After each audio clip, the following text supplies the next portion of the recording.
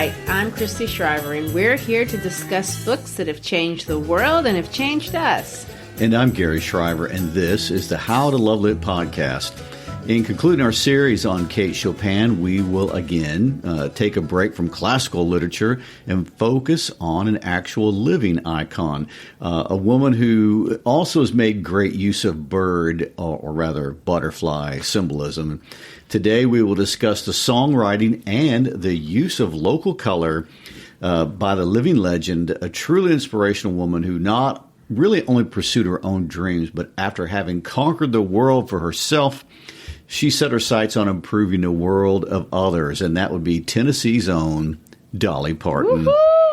For those who haven't caught the entirety of the Chopin series or don't know what we mean by local color, let's talk about what that is and how Dolly Parton made a legend out of the local color of her region, which is Northeast Tennessee.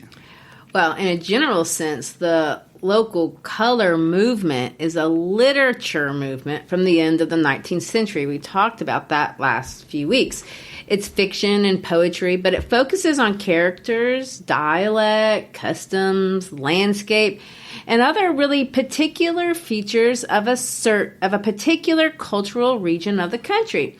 Well, of course, in the case of Kate Chopin, she focused on the culture of the Creole people of southern Louisiana. Mark Twain, who we haven't featured yet, but lots of people know, he's associated with, the Mississippi River region and Missouri. But Dolly Parton is from our state of Tennessee, and although Memphis is on the way other side, we are still in Dolly Parton's home state. While Memphis overlooks the Mississippi River because we're in West Tennessee, Dolly Parton comes from Appalachia or the Smoky Mountain region. That's actually 400 miles across on the other side, on the northeastern side of the state. Well, just in case, you're not geography savvy, if you're not familiar with the southern region of the United States, you may not realize how long the state of Tennessee actually is. It's 440 miles or 708 kilometers, from the eastern border to the western border. Our side borders Mississippi and Arkansas. Dolly's side borders Kentucky and Virginia. To put in perspective, Dolly Parton's hometown of Sevierville is actually almost as close to us as if compared to if we were going to go to the Canadian border, if that puts it in perspective. That makes it seem so far away. I know. And Dolly's writing is characterized in large part by her storytelling. And many of her stories are about growing up in what we call the Smokies. She sings about the land and the culture of the mountain people who lived there. These are people who often have been called hillbillies. That can be considered a derogatory term, by the way.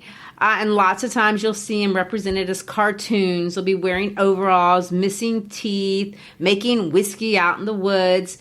She took these stereotypes, as well as the beautiful landscapes of the Smoky Mountains, to craft a cultural legacy that is way more sophisticated and enduring than the blonde wigs and the fake boobs that we associate with Dolly's, persona, her public persona. Parton has written over 3,000 songs. 450 of them have been recorded. Her song, I Will Always Love You, which she wrote in 1974, shot up to number one at the time, but it shot up again when Whitney Houston recorded it in 1992 and has been or is one of the most successful American songs of all time. She's recorded 46 solo albums and 13 studio-made ones. But her career is more than just records. She's made movies, built a theme park, started a literacy foundation that has distributed over hundreds of millions of books to children in the world. And she was instrumental in funding the research for the COVID-19 vaccine here recently. Well, today we focus on Dolly Parton as a songwriter. We will talk a little bit about her personal story and career, but mostly we want to feature her written work. And we will highlight three of her most popular works, number one of which is I Will Always Love You, and then Eagle When She Flies, and then, of course, Coat of Many Colors. I mean, there were a lot of songs to choose from. 3,000, we were down these. I know, and so many of them are, really beloved. There's a broad range of styles in her music, more than most people think. I mean, she's famous for country music, but she writes and performs gospel music, pop music, show tunes, rockabilly, anything. I do want to credit a woman that we're leaning on heavily for this episode, musicologist Lizzie Hamisley. She's an academic who's extensively worked in studying Dolly Parton's written work and published a book called Unlikely Angel, The Songs of Dolly Parton.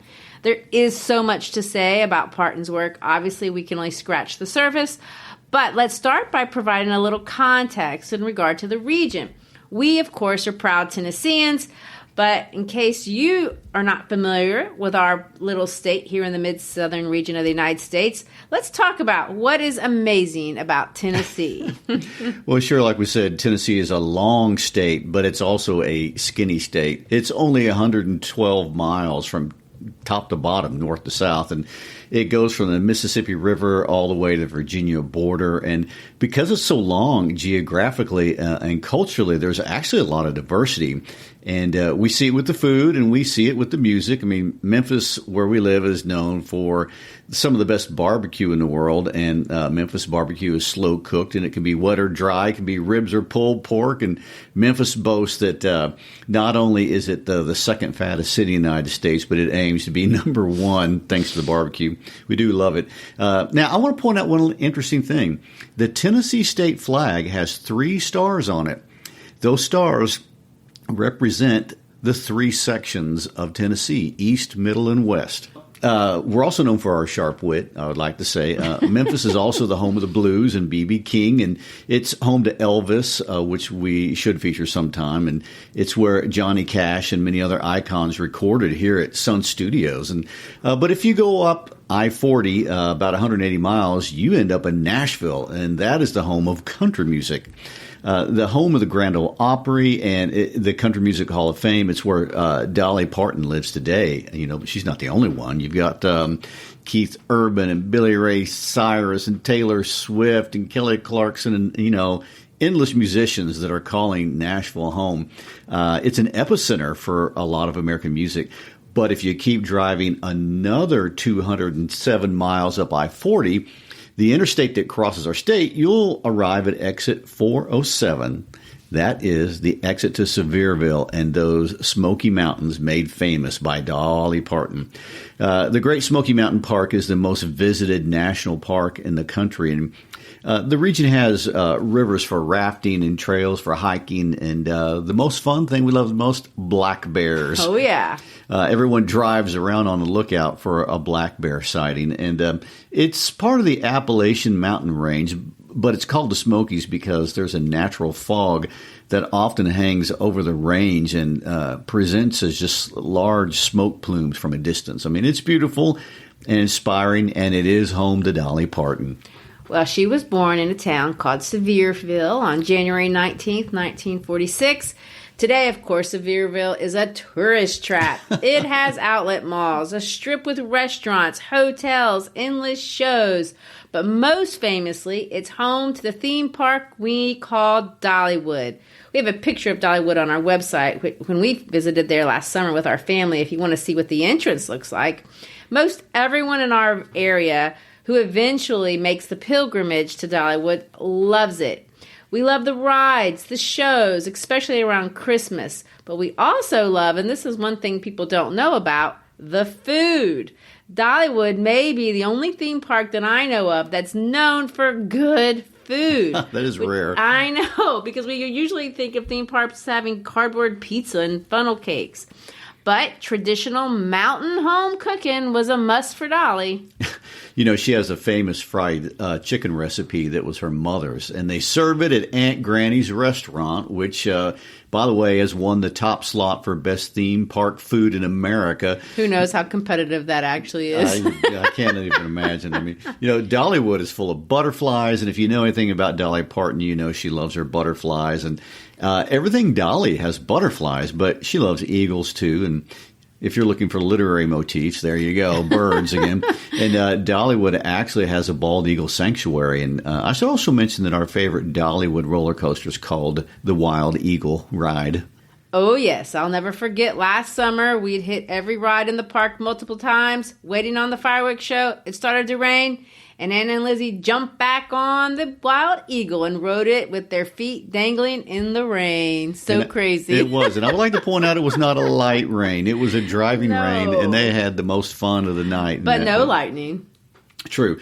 Dollywood has a water park too, but it's not near as busy as Disney World or Busch Gardens. I mean, it celebrates the Smoky Mountains and highlights it might even glamorize the culture of the Appalachian people. Well, it is a lot of fun, and we've been going there since my girls were little, and we love it. But going back to when Dolly lived in Sevier County, none of that, of course, existed. It was a threadbare, poor, dirty, and hungry part of Appalachia. The Appalachian region to this day is noted for its incredible poverty. I mean, we don't think of the U.S. as having entire regions of poverty, because the U.S. is an incredibly affluent country, but in the mountains of Appalachia, there are still many places where people live in Depression-era style poverty.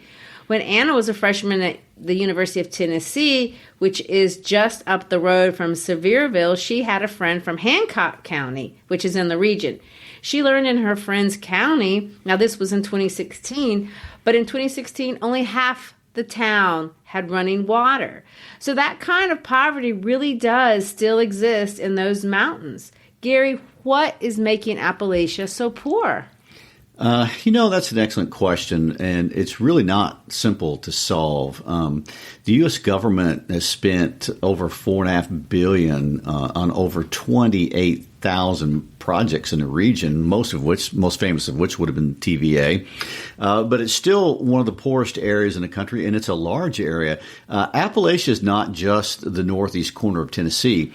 It's West Virginia, as well as eastern Kentucky. They fall into this area.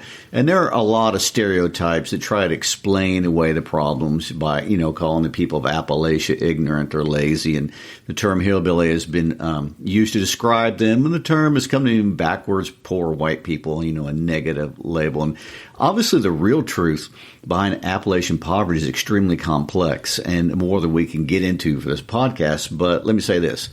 Dolly Parton single-handedly has done more than any person in destroying those stereotypes and even using them to her advantage. And let me quote her. She said this to a reporter one time who asked her about her home. "They portray mountain people like we are all these dumb barefoot hillbillies. I think country people are the smartest people in the world, and I've been everywhere." I know she has. And I love that. Barbara Walters, the interviewer, one time asked her this, "Dolly, where I come from, I would have called you a hillbilly." To which Dolly quickly responded, "Well, if you had, it would have probably been very natural, but I'd have probably kicked your shins. We're the ones you would consider the little Abner people, Daisy May and that sort of thing. They took that from people like us. But we're a very proud people with class. It was country class, but it was a great deal of class." And of course, Little Abner and Daisy May are cartoons. But the truth of the matter is, Parton was raised very, very poor. But that did not mean she was raised without dignity, and that's an important distinction. Today, at least in many circles of the first world, we associate poverty with irresponsible behaviors like drug use, idleness, lack of hygiene, people who don't have pride and don't try to take the initiative to live responsibly or properly.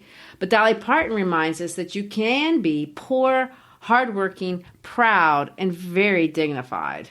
And she's so funny about it. In her biography, she says that her family was so poor that the ants used to bring back food they'd taken from us because they felt sorry for us. She makes it seem lovable, but the reality was really rough. I read about an incident in Parton's childhood where she stepped on a broken jar and almost severed 3 toes, and they had no means to go to a doctor, so her mother, Avie, sewed the toes back on herself. That is incredibly ingenious, and I don't think I'm smart enough to even try to pull that off. But what we can see, you can read, there's so many anecdotes from Dolly's early years, but we can see there's just this high level of dignity in mountain people. We see it from her birth experience. Her parents paid the doctor for her delivery. They had no money, so they paid with a sack of cornmeal. They were going to pay for the birth of their child. She was the fourth, by the way, out of 12 children, and they were all raised in this little one-room cabin. The kids slept 4 to a bed, and one of them peed in the bed, she remembers. But in her song, Greatest Days of All, she says this about it. A dirt dauber built its nest on my only Sunday dress, and the room leaked in my shoes, and when they dried, they were too small, and the rats chewed a great big hole in my only winter coat, and at night I'd hear them gnaw the paper off my bedroom wall. They had, no indoor plumbing, no electricity. It just wasn't glamorous. Oh, my gosh. And let me add this. Those lyrics are likely not an exaggeration of the reality of poverty in Appalachia. In fact, if anything, she has probably romanticized it a bit. The Depression-era poverty that was really felt all over the United States before World War II never left Appalachia. And, we know that as a statistical fact. But if you want to feel how real it is besides just looking at numbers, you can, in fact, visit Dolly's first home on Locust Ridge. Or even better and easier to get to, you can revisit the replica that she built inside Dollywood. Which we have done, of course. But those humble roots are part of her story, and she's embraced them. I read an article from Southern Living where they asked her how she felt about being labeled a hillbilly and all the prejudice with that term, and this is what she said. To me, that's not an insult. We were just mountain people. We were really redneck, roughneck, hillbilly people, and I'm proud of it. White trash I am. She talks about that when you're poor and you're that uneducated, you can fall into these categories, and it's who she was as a child, and she says that's who she still is in many ways. She says this, you can't outrun it. But besides being poor and undereducated, there were things about those mountain years that helped create the talent that made her a star. For one thing, she's raised in church. Her grandfather was a preacher, and she has a moral and ethical center that's guided her all her life. She was immersed in music, Southern gospel music, traditional European hymns, things like Amazing Grace, regional folk songs. Music was everywhere, and her family sang all the time, and so did Dolly. She performed in church from basically the time she could talk, and she started writing songs at age 5 before she can even read or write. It's documented. The first one people know about, and you can look this up, is called Little Tiny Tassel Top. It was about her doll that they had made from a corn cob. What's most amazing about this song, at least to me, for somebody that's 5 years old, it rhymes. When she turned 7, her Uncle Louis gave her her first guitar, taught her a few chords, and there she was, on her way. Well, she was, but that doesn't mean she didn't work her heart off, out, however we want to say that. She got her first spot on a local Knoxville TV station when she was 10, and she made $5. That was more than her father made for an entire day of work at the sawmill. But Knoxville is not a launching pad for stardom, and no. Her sights were set on Nashville, 150 miles down the road. And her Uncle Bill and she would drive back and forth to Nashville in a car that had a door wired shut with a coat hanger. The goal was to get a producer to take notice of her, and they made headway. And the day after she graduated from high school, Dolly moved to Nashville full-time to peddle her songs to publishers and performers. And this will be my favorite part, because on her first day in Nashville, a man by the name of Carl Dean drove by in a white pickup truck. Dolly was standing in front of the wishy-washy laundromat. On their 50th anniversary, and let me say, this is one of the rare occasions that the public ever got a quote from Dean, he had this to say about that day. My first thought was, I'm going to marry that girl. My second thought was, Lord, she's good looking. And that was the day my life began. Man, that's a crazy and rare story. Well, it is. They got McDonald's drive-thru that on their first date, and 2 years later, when she was 20 years old, they got married. The only guest at their wedding was her mother. Wow. Why was it so small? Well, her career had started to take off, and a record label was investing money in her. She had a hit, a single that went to 24 on the country charts. The name of that song, by the way, Dumb Blonde, funny enough. The refrain to that song is, just because I'm blonde, don't think I'm dumb, because this dumb blonde ain't nobody's fool. She's right about that. She had another song that was called Something Fishy. It charted at 17. She had a debut album coming out called Hello, I'm Dolly. And the record label did not want her to get married. They thought that would derail her career. Well, she told them, I ain't waiting. And she just eloped. She didn't even tell them, by the way, for a year. She wanted to get married in a church. They found this little Baptist church, and she asked the preacher, would you marry us? They couldn't even have a traditional honeymoon because the next day Parton had to appear on a radio show. But the deal was made. And Carl was good with Dolly just being Dolly. Well, he did go to one event with Dolly when her first record went to number one, and he put on a tuxedo, he went to the dinner, he walked the red carpet, he sat through the awards, and after the dinner, he turned to Dolly and said this, Dolly, I want you to have everything you want, and I'm happy for you, but don't you ever ask me to go to another one of them dang things again. And he never has. 56 years later, they're still happily married. And Carl Dean is completely invisible to the public eye. And, sometimes if reporters come by, he's been known to tell them that he's the gardener just to try to throw him off. I mean, how could they know? I mean, he's invisible. It's really a fun story. Well, it is. And if you want to know how Dolly feels about Dean, listen to her song, From Here to the Moon and Back. She released it in 2012. 46 years after their wedding day. It's simple, it's heartfelt, it's honest, it's everything Dolly Parton. Well, so let's talk about some of these songs that have made us fall in love, not just with Dolly Parton, but with Appalachia and her beloved Smoky Mountains. Well, okay. In 1967, this was 1 year after she got married, she caught the attention of Porter Wagoner, and he offered her a job as a singer. Now, this was a big deal. He had a nationally syndicated country music TV show, and it was popular. All of a sudden, as you can imagine, Dolly Parton is making $60,000 a year, and she's on TV across America. Dolly Parton and Porter Wagoner became one of the most popular country music duos in the country. Their voices just naturally blended. They matched. Sometimes people accuse them of being brother and sister.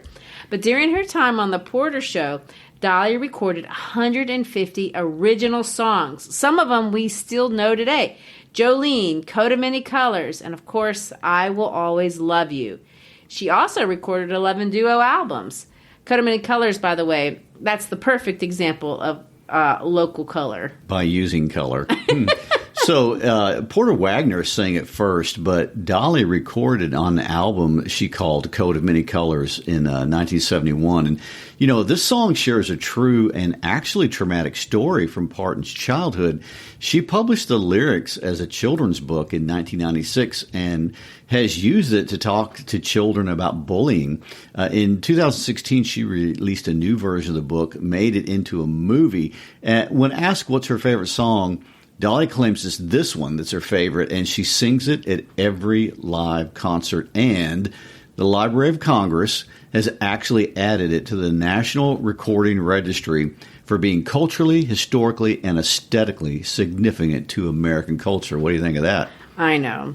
I love it. I mean, it's autobiographical and it's a narrative, so it's easy to follow. It's a memory.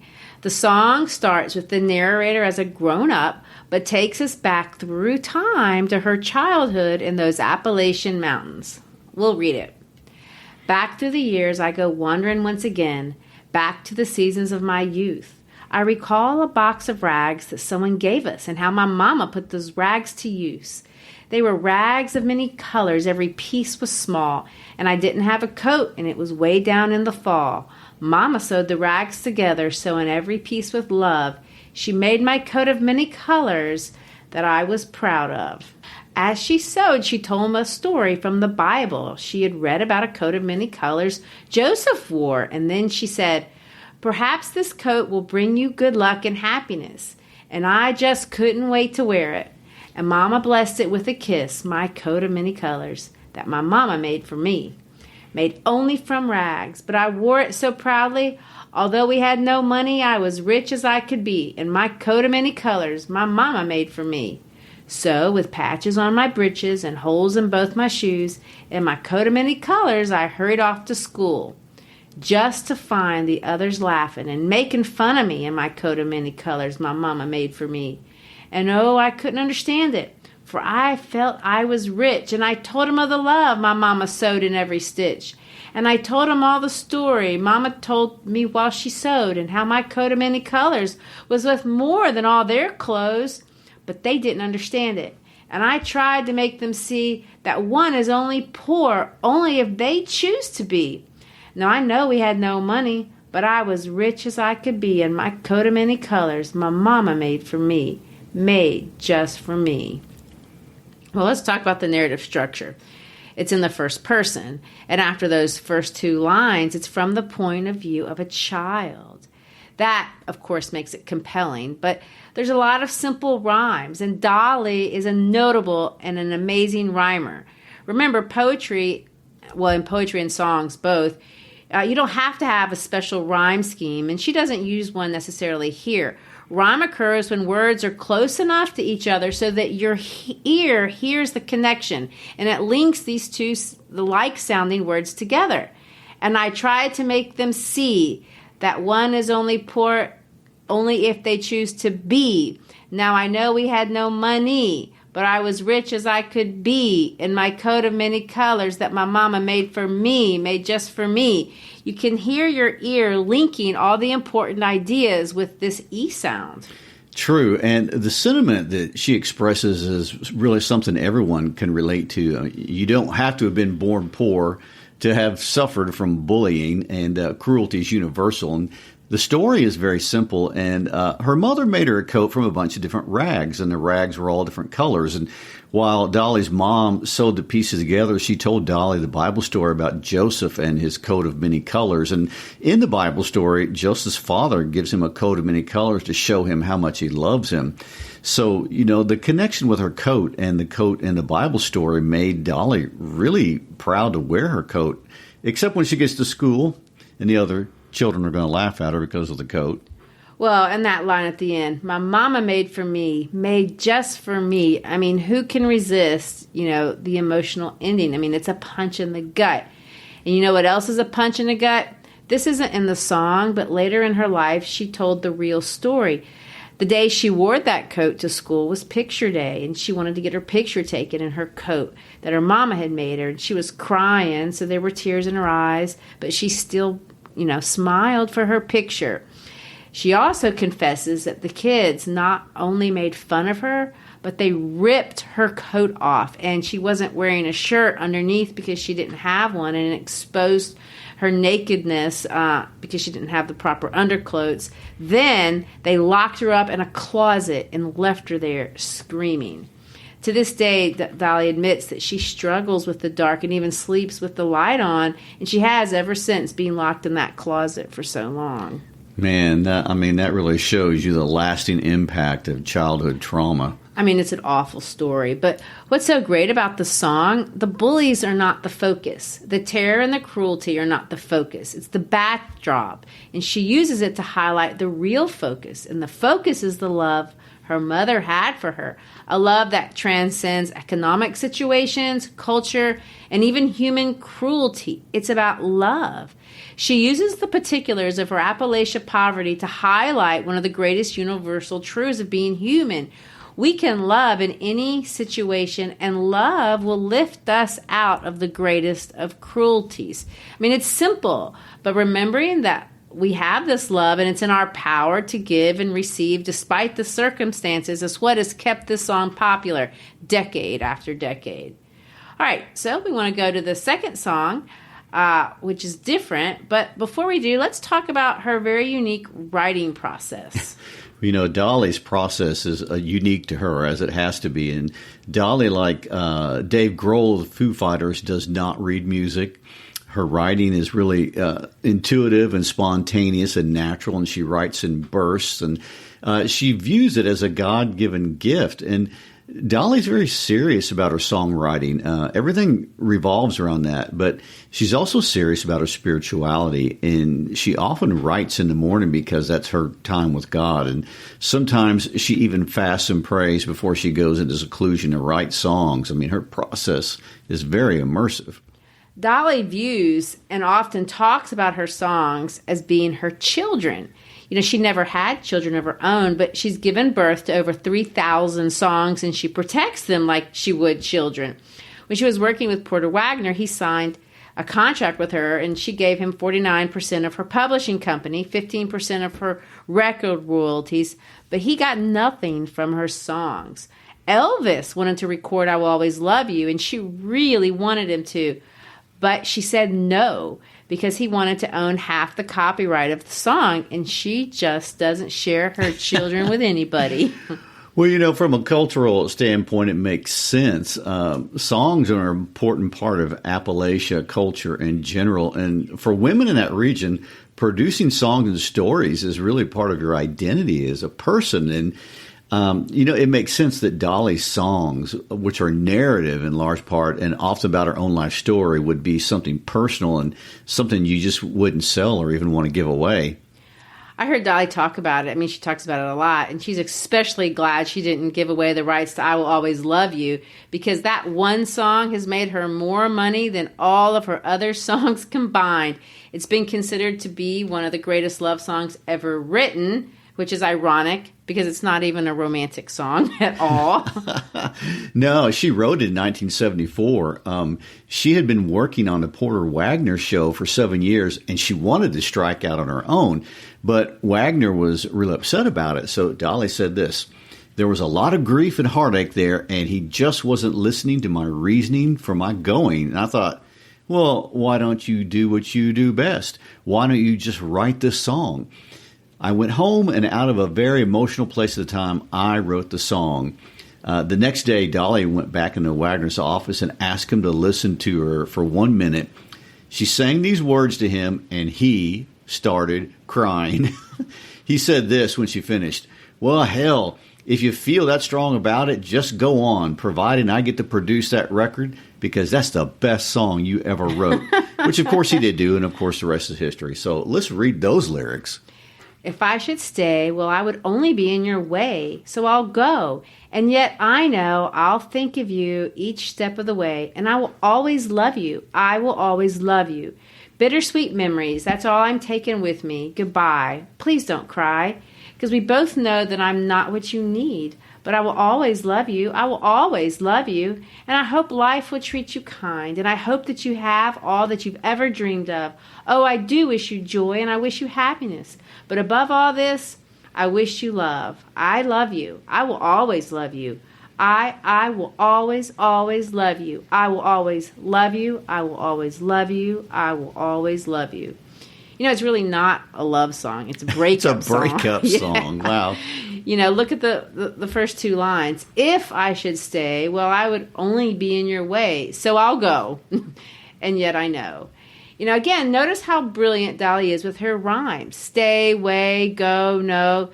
I really think that's a key characteristic of her style. It charms our ears. But beyond that, she's breaking up with someone in the most gracious way humanly imaginable. It's full of affection and respect. To be honest, it's a way, most of us can never imagine breaking up. Our own breakups are bitter and messy, all the awful things. True. And her particular breakup was a professional one, but the genius of how she wrote the song is that it could be anybody's story about any separation of any kind, and you can project your own life into the song. And I know the song is played a lot at funerals, which, kind of an ultimate breakup. Sure. But it's been used at graduation parties, going away functions, just all different kind of things. Well, notice the refrain. I will always love you. I will always love you. I will always love you. Repetition in rhetoric is always a way to create emphasis, to show importance. The simple and abundant repetition in this song rings of sincerity. She's saying, I really, really mean this. And we know she does, and Porter knew she meant it too. Many people know the song, but they didn't know Parton wrote it. Whitney Houston recorded it for the movie The Bodyguard in 1992, and her rendition became the top-selling song in history by a female artist, and it's sold in excess of 20 million copies globally, and, it's garnered accolades everywhere around the world.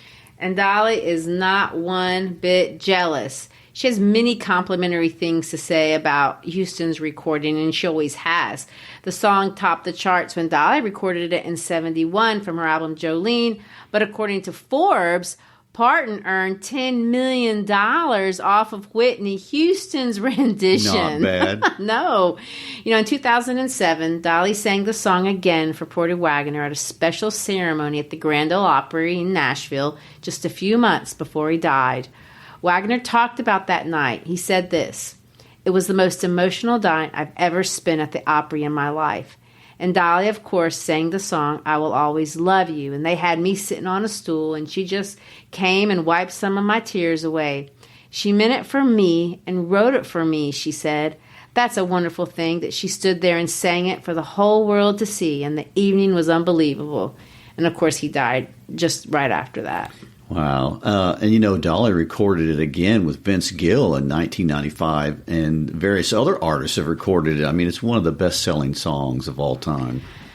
The last song I want us to talk about is one we picked especially for Edna Pontellier of The Awakening. The name of the song is Eagle When She Flies. If you remember, in The Awakening, birds are a motif throughout the book, from the mockingbird and the parrot on the first page to the bird with the broken wing on the last.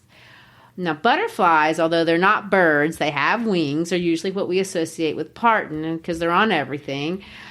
She's even recorded a song, Love is Like a Butterfly. Dolly said this about butterflies: "As a little bitty child, I'd get lost chasing them into the woods. Everybody hollered at me, but I didn't care. I'm going to be a butterfly, I decided. Spread my wings and fly." But butterflies are not the only winged creature Parton loves. This is from her biography. "I related to eagles somehow. Eagles are the strong ones, flying the hardest, the fastest, the highest. I didn't realize how much I write about eagles until somebody brought it to my attention. I must just relate to the idea of soaring."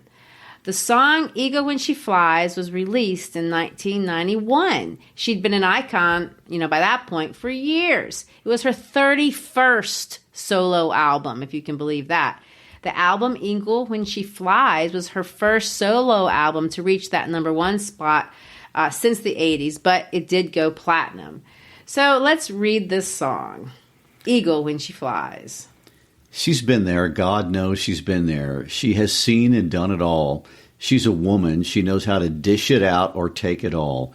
Her heart's as soft as feathers. Still she weathers stormy skies. And she's a sparrow when she's broken, but she's an eagle when she flies. A kaleidoscope of colors, you can toss her round and round. You can keep her in your vision, but you never keep her down. She's a lover, she's a mother, she's a friend, and she's a wife. And she's a sparrow when she's broken, but she's an eagle when she flies.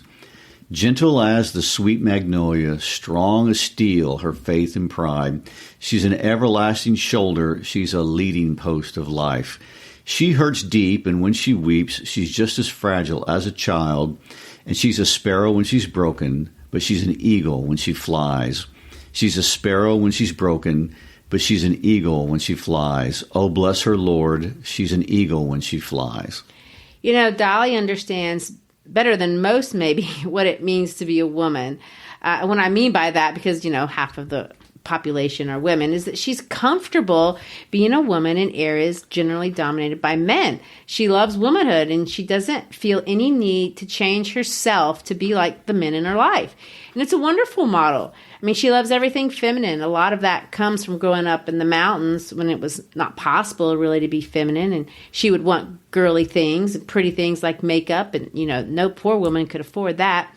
But after she got to Nashville, she quickly figured out she could use her femininity to become iconic, as well as to protect herself from some of the, sexism that's just naturally inherent in show business.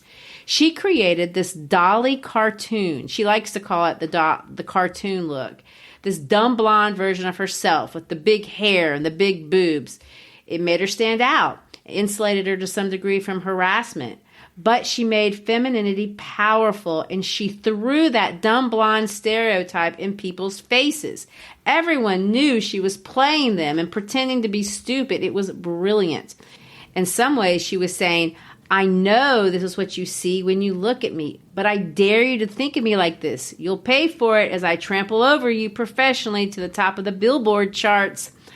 Ironically, this in-your-face strategy of female empowerment was not well received by serious political feminists of her day. But you know what? She could have cared less. She had an informed central vision of who she was and what she was there to do. She had a plan, and it was going to work.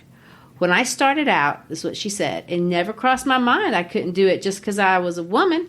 I was just going to do what I did, what I felt I did best. And I never once thought that was going to ever, not work for me.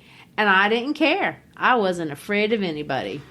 Do you know what great historical political figure she reminds me of? No. Abraham Lincoln. Huh. He used that country bumpkin self-effacing to disarm people, and he was highly successful with that. And when I listen to the song "Eagle When She Flies," that's really what the song is about. It's about not being afraid. It's about being strong and being who you are. And I was interested to read that she wrote it originally to be the theme song for the movie Steel Magnolias, and that was a movie with Sally Fields and Julia Roberts. The producers rejected it, but the line "gentle as a sweet magnolia" was put in there originally as a way to tie the song to the movie and kind of give them a hook. Well, I want to talk about those lyrics, but first I want to revisit, Dolly's stance on feminism because it's unique. Over her entire career, she's been asked over and over again if she's a feminist. And every time she rejects the label. She says no. Well, yeah, and that is a little surprising. I mean, she's a professional woman, and a lot of her songs are about women and womanhood and things that, we would associate naturally with being a feminist. True, but if you continue to read her perspective, she doesn't reject female empowerment at all. She's rejecting the political definition and the connotations associated with the word feminist. She's been a woman in business, and she's watched that feminist movement from the early days of the 60s. As a woman and as an entertainer and as a businesswoman, she's, of course, very sensitive to the meaning of words. And when Dolly talks, she throws that country accent around, but she chooses her words carefully, and she uses a lot of jokes carefully. Oh, I mean, she's incredible when she's facing criticism and she's using her jokes. And the one that may be the most famous is the one that she uses on people who criticize her for having plastic surgery. She just says, "It costs a lot of money to look this cheap." Well, I know.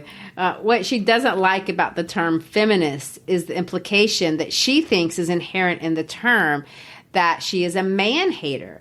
The assumption that gender politics is a zero-sum game, and for women to get ahead, men have to be put down, or that all men are bad, or that all men inherently just want to dominate women. She absolutely rejects this. She doesn't believe it. In fact, she says all the time, "I love men." She says this, and let me quote her in full. "I don't believe in crucifying a whole group just because a few people have made mistakes. To me, the word feminist is like, I hate all men. But I'm all for all gals. I think everybody has the right to be who they are." She goes on to say things like this. "I think of myself as a woman in business. I love men." And that's not to say she doesn't take political stands in her art. I mean, the entire musical, you may know it, 9 to 5, is about sexual harassment. The song "Just Because I'm a Woman" connects the political to the personal, and it's autobiographical, and it's pretty edgy. I mean, she lives with her femininity. She lives it out. And that's where we land with "Eagle When She Flies." Listen to the line. "She's a lover, a mother, she's a friend, she's a wife. She's a sparrow when she's broken, but she's an eagle when she flies." There it is, everything iconic about Dolly. The half rhymes, the repetitions, the Smoky Mountain metaphors, the imagery, but most importantly, that human compassion. People who don't even like country music twang love Dolly, because that human compassion makes her irresistible. Dolly's daddy never had a chance to go to school, and he never could read or write his whole life. It embarrassed him, and according to Dolly Parton, it crippled him. She grew up and saw things like that all over the place, and it never left her, as rich and famous as she got over the years. For example, in 1995, she launched Imagination Library, and it was inspired by her daddy.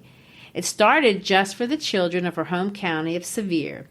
But in the program, she would mail a child a book every month of their life from birth until age 5. Well, since 1995, it's grown well beyond Sevier County, and in 2020, they gave out their 150th millionth book. It's all over the world. In some places, there's books delivered in places that you can only get to by a plane or a boat. Very impressive. Dolly ends every concert with "I Will Always Love You," and she turns her song about her business partner really into a song about her audience. And it's her benediction. It's her blessing for her fans. It's what she wishes, and it's really what we wish for you as well.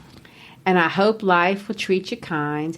I hope that you have all that you ever dreamed of. Oh, and I do wish you joy, and I wish you happiness. But above all this, I wish you love. Thanks, Dolly. Well, I hope Dolly inspired you a little bit. I'm inspired. Next episode, we will be back to traditional literature with a short story by Guy de Maupassant titled The Necklace. Thank you for listening to us today. As always, please reach out to us on any of our social media outlets, the Gram, Facebook, Twitter, LinkedIn, all that. Visit our website where you can get some free instructional tools, or where you can also buy a mug or a t-shirt at howtolovelitpodcast.com. But most importantly, if you enjoy our work, please share an episode with a friend. That is the best gift you can give us. Help us grow. Thanks. Peace out.